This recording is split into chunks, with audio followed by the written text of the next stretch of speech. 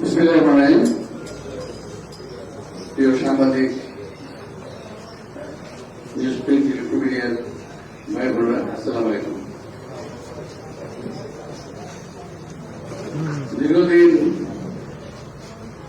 আন্দোলনের পর অনেক রক্তকে সংঘর্ষের পর আমরা একটা নির্বাচনের পরিবেশ পেয়েছিলাম। এদেশে মানুষ, দেশের জনগণ ভোট দেওয়ার একটা অধিকার আদায় করেছিল এবং সেটা প্রয়োগের দিন আগামীকাল 12 তারিখ, অর্থাৎ 12 এপ্রিল। এটা অত্যন্ত আকাঙ্ক্ষিত এবং প্রতীক্ষিত। আমরা সকল রাজনৈতিক দল নির্বাচন প্রচারণা চালিয়েছি, আপনারাও প্রমাণ করেছেন।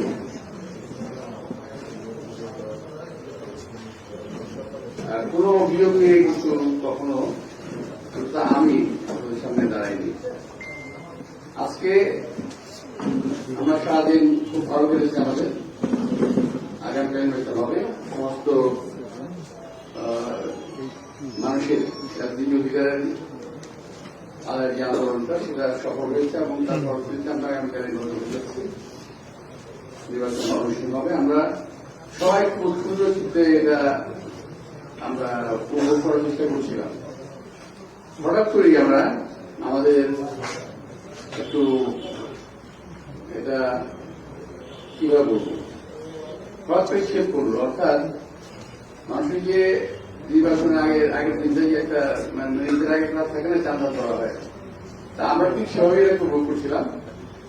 হঠাৎ করেই জানতে পারলাম যে এনসিপি এবং জামাত শিবিরের নেতা কর্মীরা বিভিন্ন কেন্দ্রে,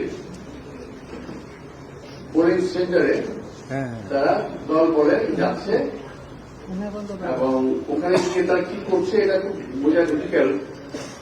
এটা আমরা বুঝতে পারিনি, পরে জানতে পারলাম। তখন আমাদের কর্মীরা ওখানে বিভিন্ন জায়গায় ঘেরাও করেছে, বিভিন্ন জায়গা থেকে আরম্ভ করেছে। আমি তার একটা সংক্ষিপ্ত বিবরণ আপনাদের সামনে তুলে ধরবো। একটা হল, যেমন সন্ধ্যা 7টার সময় তারা সিদ্ধুশ্রী বালিকা বিদ্যালয়ে প্রবেশ করেছে। আমাদের নেতা কর্মীদের বাধা মুখে যখন সংঘর্ষ একটা আশঙ্কা দেখা দিয়েছিল, তখন ওখানে আমাদের অভিযোগের পরিপ্রেক্ষিতে পুলিশ আসে, রমনা থানা পুলিশ আসে এবং সমস্ত কিছু শেষ করে তারা চলে যায় এবং ওই নেতা কর্মীদেরকে তারা ছাড়িয়ে নিয়ে যায় এবং নিয়ে হরপর ছেড়ে দেওয়া ছেড়ে দিয়েছে। এটা আমরা বুঝে নিচ্ছি। এটা হল সিদ্ধেশ্বরী বালিকা বিদ্যালয়। 7:40 দিকে তারা আনন্দমোহন কমিউনিস্ট সেন্টার পল্টনে আসে এবং ওটার ভিতরে কিছু লোক ঢুকে এবং কিছু লোক ঢুকতে পারে না। আমাদের নেতা কর্মীরা এখানে আজ পর্যন্ত এর আগে থেকেই একটু সচেতন ছিল। তো ওখানে পরবর্তী পর্যায়ে আইনপ্রক্রিয়া সংস্থা লোকেরা যায় এবং ওরা ওখান থেকে পালিয়ে যায়। দারুল তাকওয়া মাদ্রাসা গুলি, দারুল তাকওয়া মাদ্রাসা শান্তিনগর হিসাবে গুলি রাত 8টায় ওখানে তা প্রবেশের চেষ্টা করে। এছাড়াও পরস্পরের বিভিন্ন অলিগলিতে জামাত শিবিরের নেতা কর্মীদের মহরম দেখা যায়। আমাদের নেতা কর্মীরা যখন ওখানে আবার আসে, তখন তারা ওখান থেকে সরে যায়। শুধু সে গাছ করে প্রবেশ করার চেষ্টা করে, নেতা কর্মীদের বাধার মুখে তারা ওখান থেকে পালিয়ে যায়। আরামবাগ ডিডিএস কেন্দ্র, ডিডিএস আপনি জানবেন যে জাতীয় ঢাকা ক্রীড়া সংস্থা বলে ডিডিএস বলা এটাকে, ওখানে প্রবেশ করে এবং আমাদের নেতা কর্মীদের বাধার মুখে তারা পালিয়ে যায়। ফকিরপুর ওয়াসা কেন্দ্রে অনুপ্রবেশ করে এবং একসময় যখন পুলিশ এবং জনগণের আগমন টের পায়, তারা ওখান থেকে পালিয়ে যায়। তবে কিছু লোক ওয়াসার কর্মী পরিচয় দেয়, তাদের ফলে ওখান থেকে বের করে দেওয়া হয়। বের করে দেওয়ার পরে পুলিশ বের করে দেয়। ওয়ারি ক্লাবে ওয়ারি ক্লাব কেন্দ্রে জামাত শিবিরের নেতাকর্মীরা অবস্থান নিয়েছিল। সেখান থেকেও তারা আমাদের কর্মীদের আগমন টের পেয়ে পালিয়ে যায়। এখন মুরাদপুর আরামবাগে বিভিন্ন ছাত্র সেই জামাত কর্মীরা সশস্ত্র অবস্থায় অবস্থান নিয়ে আসছে বিভিন্ন মেস হোস্টেল, ওখানে তারা বিভিন্ন অস্ত্রশস্ত্র অবস্থান আছে। তারা সকলে বিভিন্ন কেন্দ্রে অস্ত্রশস্ত্র অবস্থান দেবে। কিছুক্ষণ আগে আপনারা আসার জন্য আসছেন, অর্থাৎ ঘন্টার আগে জানতে পেরেছি আমরা 250 জন লোকাল কর্মী বহিরাগতরা বিভিন্ন বাসা বাড়ি মসজিদ এবং মেসে অবস্থান নিয়েছে। সুযোগ বুঝিয়ে তারা নীলক্ষেত, বুয়েট, কারাবন এবং ঢাকা মেডিকেল কেন্দ্র সহ অন্যান্য আশপাশের ব্যবস্থাগুলো দখল করার চেষ্টা করবে। এটা ওদের পিছনে এটা একটা পরিকল্পনা আছে। আমি ঠিক জানি না কি পরিকল্পনা, কিন্তু তারা অবস্থানের চেষ্টা করবে। এখন তারা ওখানে আছে বিভিন্ন হোস্টেল, মেস এবং মসজিদ এবং বাসা বাড়িতে আছে। আমার একটা ধারণা হলো যে আমরা এগুলো কখনো করি নাই, আমাদের করার প্রয়োজনও করে নাই, এভাবে আমাদের কোনো অভিজ্ঞতাও নেই। তো এখন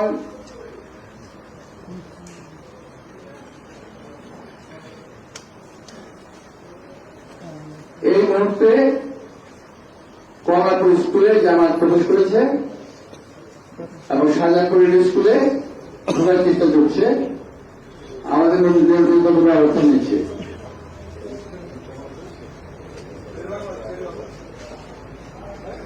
শেরেবাংলা, কমলাপুর, শাহজাহানপুর।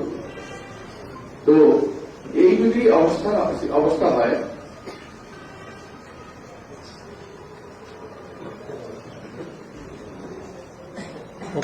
ওরা রাত্রি 11টার পর আবার বিভিন্ন কেন্দ্রে ঢুকবে।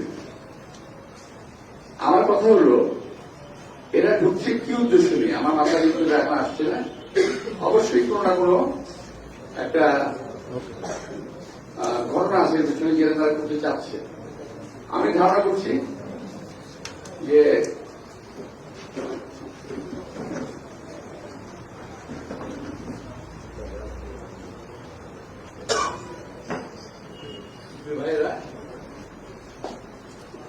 নির্বাচন আগামীকাল শুরু হবে সকাল 7:30। 7:30 এত রাত্রে, আজকে আগের রাত্রে ওদের বিভিন্ন কেন্দ্রে যাওয়ার প্রয়োজনটা কি? সম্ভাবত কি হতে পারে? এক নম্বর হল ব্যালট বাক্স কিংবা ব্যালট পেপার কিংবা বই আগে ছেলেটা নিয়ে আসবে, সিল মেরে নিয়ে যাবে, অথবা রাত্রে তারা ব্যালট বক্স ফুলফিল করবে, ফিল আপ করবে। এমন একটা যোগসাজ থাকতে পারে। এ বিষয়ে আমি স্বরাষ্ট্রমন্ত্রীর সঙ্গে আমি কথা বলেছি, ওনাকে জানিয়েছি বিষয়টা। উনি বলছেন বিষয় দেখবেন, উনি এটা তদারকি ব্যবস্থা নেবেন। হ্যাঁ, কিছু কিছু জায়গায় আমরা খেয়াল করেছি পুলিশ অ্যাক্টিভ হয়েছে, অনেক অনেক অ্যাক্টিভ হয়নি। যেমন আমরা রমনায় সিদ্ধেশ্বরী গার্লস স্কুলে যাদেরকে ধরেছে ছেড়ে দিয়েছে। ঢাকার একটি আসনে এরকমই করতে গিয়েছিল এবং তারা ধরাও পড়েছে, সাজাও হয়েছে। সেটা আপনি জানেন কিনা জানি না। হয়তো আজকে 11 তারিখে আনুমানিক 6:30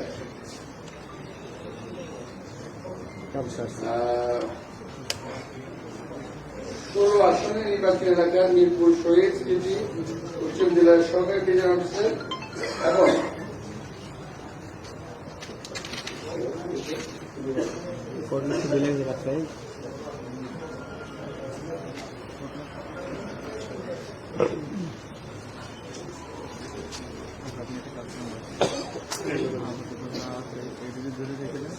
মিরপুর শহীদ স্মৃতি উচ্চ জেলার সরকারি প্রিজন অফিসার জনাব মোহাম্মদ সুমনা ইসলাম সাথে দুইজন জামাত প্রতি দেখা করতে আসেন।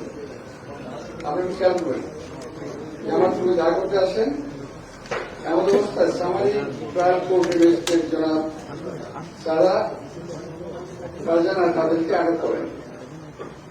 উক্ত সরকারি প্রিজাইডিং অফিসারকে বরখাস্ত করা করেছেন।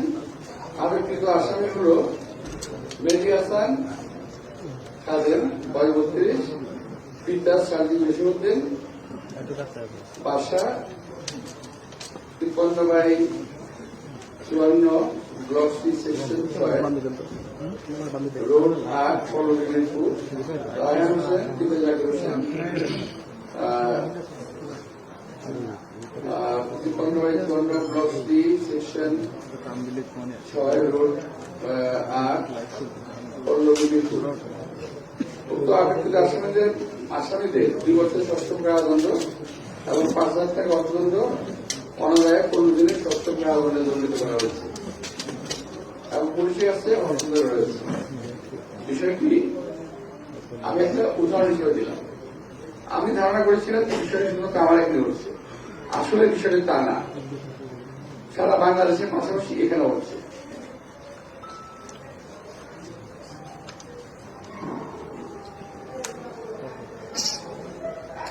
আমার এখানে যেটা হচ্ছে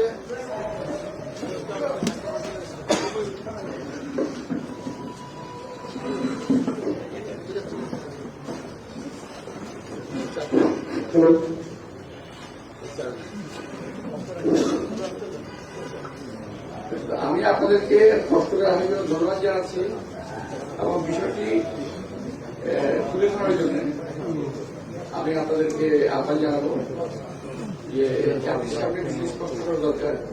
কারণ আমার এই আসামটি বহু আগে থেকেই তাদের একটা পূর্ব পরিকল্পনা রয়েছে, বহু আগে থেকেই। আমি আরেকটি ইনফরমেশন আপনাদের দিই, সেটা হল আরামবাগে কিছু কিছু ছাত্রাবাস আছে, কিছু কিছু মেস আছে, এখানে 200-300 কর্মী অস্ত্র সহ অবস্থান নিয়েছে, যারা আশেপাশে নিকটস্থ সমস্ত সেন্টারগুলোতে সকালবেলা অবস্থান নেবে। এখন এই যদি অবস্থা হয়, তো আমি ইলেকশনের আগে এই নির্বাচন পৌঁছানোর সময় বারবার আপনার সাথে তুলে ধরার চেষ্টা করেছি যে ইলেকশন ইঞ্জিনিয়ারিং এবং কারচুপি হওয়ার সম্ভাবনা আছে। যদি একটা কথা বলে থাকে, কিন্তু আমাদের এখন পরিকল্পনা কারচুপি নেই, থাকলে আপনাদের আমি রাখতাম।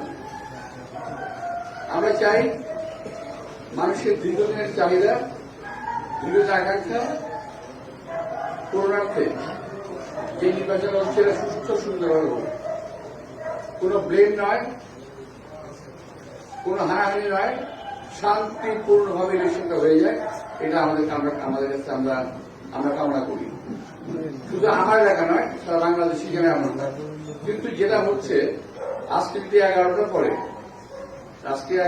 যদি আবারও তারা শুরু করে যাওয়া, তাহলে কিন্তু এটার পরিণতি খুব ভয়াবহ হয়ে যেতে পারে।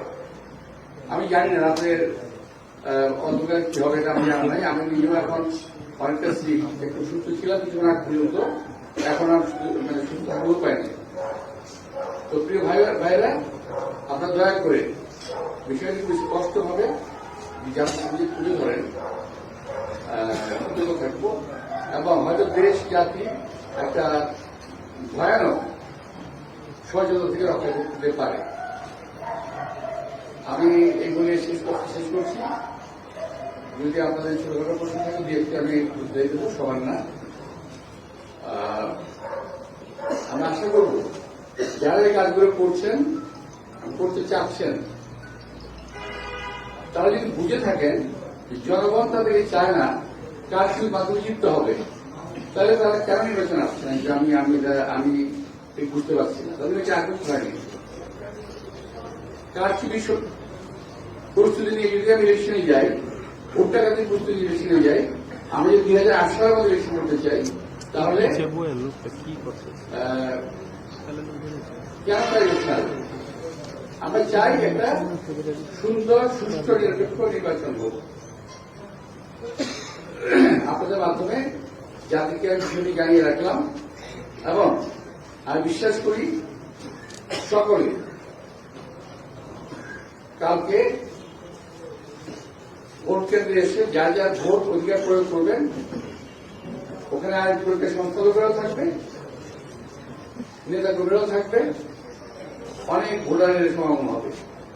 সুতরাং নির্ভয়ে সবাই যেন কেন্দ্রে আসেন এবং ভোট দেন, যা থেকে একটি আশঙ্কা হাত থেকে, একটি সন্ধ্যার হাত থেকে রক্ষা করেন। আমি বিশ্বাস করি ভোটারদের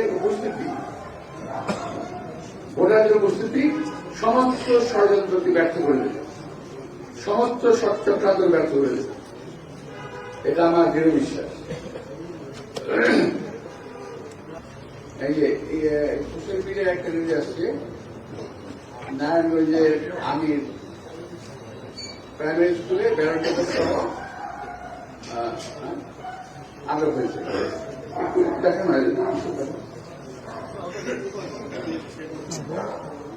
তো আপনাদের সবাইকে আন্তরিক ধন্যবাদ এবং কৃতজ্ঞতা জানিয়ে আমি আমার অসময়ে এই বিশেষ করে আমার অসময়ে, কারণ এটা আজকে আমার প্রেসমিটিং করার কথা নয়, এটা খুব দুর্ভাগ্যজনক।